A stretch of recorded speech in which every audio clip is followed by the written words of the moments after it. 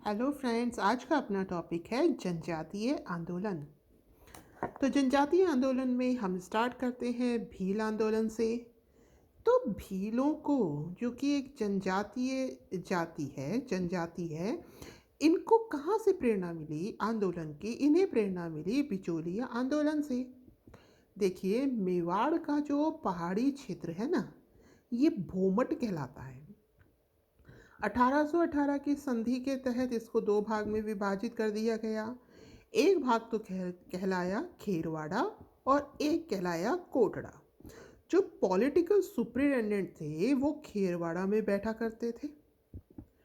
फिर क्या हुआ, 1881 में जो अंग्रेज और वो जो वहाँ के महाराणा थे, वो सुधार करने लगे। सुधार मतलब इन्होंने मतलब सामाजिक सुधार, जैसे कि इन्होंने जनगणना स्टार्ट करी, शराब बनाने पर पाबंदियां लगाई, ठीक है, मतलब, और पुलिस चौकी बनाने लगे, चुड़ैलों को मारने पर पाबंदी लगा दी। और ये इनके ट्रेडिशन के अंतर्गत आता था, शराब बनाना, चुड़ैलों को मारना, ठीक है। तो ये इस पर पाबंदी लगाने लगे, तो भीलों ने विद्रोह कर दिया। 20वीं सदी में जो विद्रोह था, ये किनके द्वारा होने लगा, किनकी अध्यक्षता में होने लगा? गोविंद गिरी की। इनका जन्म हुआ था डूंगरपुर में, बेड़सा गांव में। इन्होंने पहली धूनी धूनी जो देते हैं, मतलब ये धूनी देना आपको मालूम होगा, तो इन्होंने पहली धूनी छाणी डूंगरी स्थान पर दी। 1883 में इन्होंने संप सभा की स्थापना करी। ये संप सभा का क्या मकसद था, इसकी स्थापना क्यों करी गई? तो इसकी स्थापना पारस्परिक प्रेम व एकता बढ़ाने के लिए करी गई। भीलों में पारस्परिक प्रेम व एकता बढ़ाने के लिए करी गई। तो इसका जो उद्देश्य था वो था एकता स्थापित करना, जो व्यसन है, जो शराब वगैरह भील पिया करते थे उसको छुड़वाना, जो कुप्रथाएं चल रही थी उसको बंद कराना, बुराइयों का अंत करना, विदेशी वस्तु जो यूज़ कर रहे थे उसका अंत करना, उनमें शिक्षा का प्रसार करना, उनको सदाचार से जीवन व्यतीत करना सिखाना। और इसका केंद्र बना मानगढ़ धाम। अब देखिए, सीधी सी बात है, जो लोग जंगलों में रह रहे हैं, है ना, और उनके, ये जो अभी हमने देखा था इनका ट्रेडिशन चुड़ैलों को मारना, ऐसे ट्रेडिशंस में जी रहे हैं, ठीक है, शराब बना रहे हैं, उसको पी रहे हैं, है ना, तो और जाने कितनी प्रकार की कुप्रथाएं होंगी। तो जो लोग ऐसे जीवन जी रहे हैं, शिक्षा नहीं जानते, शिक्षित हैं नहीं वो लोग, तो अगर उन लोगों में परिवर्तन किया जाएगा, उन्हें शिक्षित बनाया जाएगा, उनको सदाचार सिखाया जाएगा, उनसे शराब छुड़वाई जाएगी, तो क्या होगा? जो हायर अथॉरिटीज़ हैं, जो अंग्रेज हैं, जो वहाँ के राजा हैं, उनको प्रॉब्लम होगी। क्योंकि देखिए, अंग्रेज जो थे वो भारतीयों को ज़्यादा आगे नहीं बढ़ने देना चाहते थे, है ना, क्योंकि अगर वो शिक्षित होंगे, अगर वो चीज़ों की जानकारी रखेंगे तो वो आगे प्रोग्रेस करेंगे। और इन्हें क्या करना था? इनसे काम करवाना था, अपने अधीन रखना था। तो फिर यहीं से ही प्रॉब्लम हो जाती है स्टार्ट। फिर संप सभा का जो पहला अधिवेशन हुआ, गठन हो गया संप सभा का। ये पहला अधिवेशन 1903 मानगढ़ पहाड़ी पर हुआ। इसमें क्या किया गया? शराब पर पाबंदी लगा दी गई, सामाजिक स्तर में सुधार की बात कही गई, और इन्होंने कहा कि सत्ता पक्ष द्वारा जो दुर्व्यवहार हो रहा है वो हम नहीं सहेंगे, ठीक है। तो इन सब के पीछे अभी मैंने आपको पूरा विस्तार में बताया। तो इससे क्या हुआ? अब जो गोविंद गिरी थे उनके अगेंस्ट में एक्शन लिया जाएगा, उनसे कहा जाएगा भाई ये रोको, अगर भीलों को सभ्य बना दोगे तो फिर हम किस पर राज करेंगे। तो उनका विरोध किया गया गुरु गोविंद गिरी का, और उन्हें कहाँ भेज दिया गया? उन्हें इस एरिया से निष्कासित कर दिया गया। फिर वो 1908 में राजस्थान छोड़कर बम्बई में चले गए, और बम्बई में ईडर व सूंत, जो कि अब गुजरात का भाग है, वहाँ के भीलों को जाकर ये उन पर मतलब उनको शिक्षित करने लगे, उनको समझाने लगे, उनको शोषण और उत्पीड़न के विरुद्ध प्रेरित करने लगे। इन्होंने अपने संप सभा के अंतर्गत कुछ नियम बनाए थे ही, तो उन नियमों का पालन करने वाले लोग क्या कहलाए? भगत कहलाए। और इसके द्वारा इन्होंने कौन सा आंदोलन चलाया? भगत आंदोलन चलाया। तो 1908 में भाई ये कहाँ चले गए थे? इन्हें मुंबई भेज दिया गया, बम्बई भेज दिया गया। बम्बई में जो अब गुजरात वाला हिस्सा है, इडर और सूत का, ये वहाँ पर जाके वहाँ के जो भील थे उनके मतलब उनकी अध्यक्षता ये करने लगे, उनको समझाने लगे। आगे चलते हैं। आगे है भील विद्रोह के कारण। कारण क्या थे? पॉइंट्स में लिखा है मैंने। जैसा कि मैं कहती हूँ कि पॉइंट्स याद रखना जरूरी है, फिर हम वर्णन कर सकते हैं उससे रिलेटेड 2-3 लाइनों में। वन उत्पादों के निःशुल्क उपयोग के अधिकार की समाप्ति। भील थे, जनजाति है, जंगल में निवास करती है, तो पहले जो वन के उत्पाद थे उनका उन पर एक अधिकार था, वो उपयोग करते थे। ठीक है, तो क्या किया गया? उनका ये जो अधिकार था ये समाप्त कर दिया गया।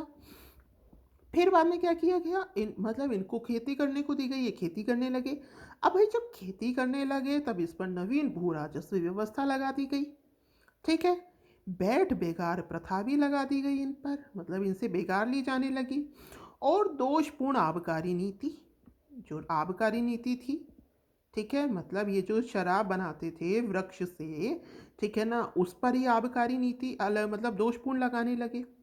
फिर अंग्रेजों की भेदभावपूर्ण नीति तो हमेशा से ही रही है, अंग्रेज भेदभाव किया करते थे। और अंग्रेजों के साथ साथ जो सत्ता पक्ष था, जो राजा वगैरह थे, वो भी क्या करते थे? भीलों के साथ दुर्व्यवहार करते थे। तो दोबारा देख लीजिए।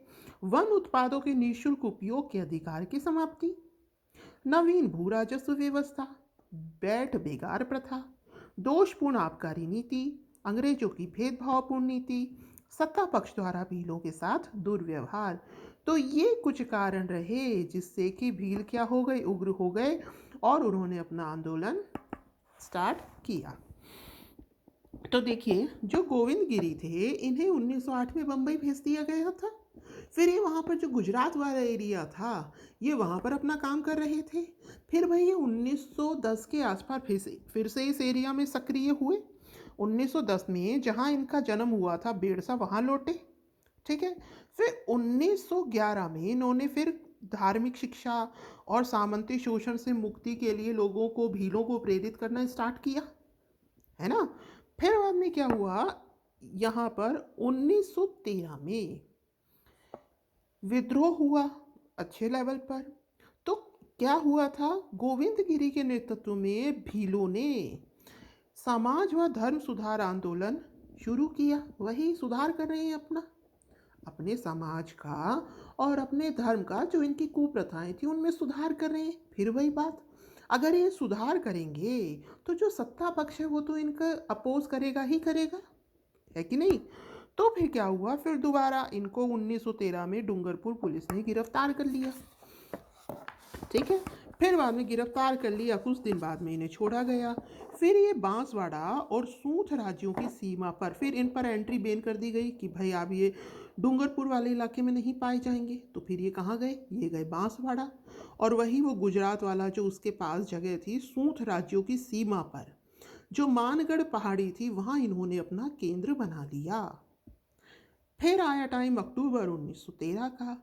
तो अक्टूबर 1913 में संत रामपुर के पुलिस इंस्पेक्टर यूसुफ खान और सिपाही गुल मोहम्मद को भेजा गया सत्ता पक्ष के द्वारा कि भाई देख कर आओ मानगढ़ पहाड़ी पर क्या हो रहा है। ठीक है, वहाँ पर क्या क्या चल रही हैं योजनाएं। फिर नवंबर 1913 में मेवाड़ भील कोर, राजपूत और जाट रेजिमेंट की को कंपनी के द्वारा दमन हेतु भेजा गया। पहले तो इन्वेस्टिगेशन करवाई गई, फिर बाद में कंपनी के द्वारा नवंबर 1913 में इन तीनों को भेजा गया, मेवाड़ भील को, राजपूत रेजिमेंट और जाट रेजिमेंट को। फिर इन्होंने 10 नवंबर 1913 को मानगढ़ पहाड़ी को घेर लिया। ठीक है, फिर 17 नवंबर 1913 को मार्ग शीर्ष पूर्णिमा का दिन था। कर्नल शटल, नाम याद रखिएगा, यहाँ है कर्नल शटल और एक ही आंदोलन में होंगे मेजर सटल, श की जगह स। तो कर्नल शटल के आदेश पर क्या हुआ? आदेश दिया। फिर बाद में गोलियां चलाई गई, लगभग 1500 भील मारे गए। गोविंदगिरी और पुंजाधीर गिरफ्तार किए गए। जो पुंजाधीर थे ये पहले व्यक्ति थे जिन्होंने गिरफ्तारी दी। फिर बाद में इनको संतरामपुर व अहमदाबाद की जो साबरमती जेल थी वहाँ पर इन्हें कैद करके रखा गया। ये जो घटना है राजस्थान का जलियांवाला बाग कहलाती है। इनको पुंजाधीर को तो आजन्म कारावास की सजा दी गई थी और गोविंदगिरी को मृत्युदंड दिया गया था। इनका जो मृत्युदंड था ये आरपी बारो ने जांच करी, इस पर कार्यवाही करी इस मुद्दे पर। फिर इन्होंने इस मृत्युदंड को आजीवन कारावास में परिवर्तित कर दिया और फिर आगे और इस पर कार्यवाही हुई और 1923 में इन्हें रिहा कर दिया गया 10 साल बाद। और फिर ये अहमदाबाद के कंबोई गांव में जाकर रहने लगे और फिर इनका 30 अक्टूबर 1931 में देहांत हो गया। यहाँ पर 17 नवंबर को मानगढ़ पहाड़ी पर, ठीक है, 17 नवंबर को मेला भरता है और यहाँ पर बोटोनिकल गार्डन भी बनाया गया है। तो भाई ये था अपना गोविंदगिरी का भील आंदोलन। संप सभा क्या थी ये समझा दिया, भगत आंदोलन क्या था ये भी समझा दिया। उम्मीद है आपको समझ में आया होगा। कुछ तिथियां याद रखना, जैसे कि 17 नवंबर 1913। ठीक है, सो धन्यवाद। Have a nice day.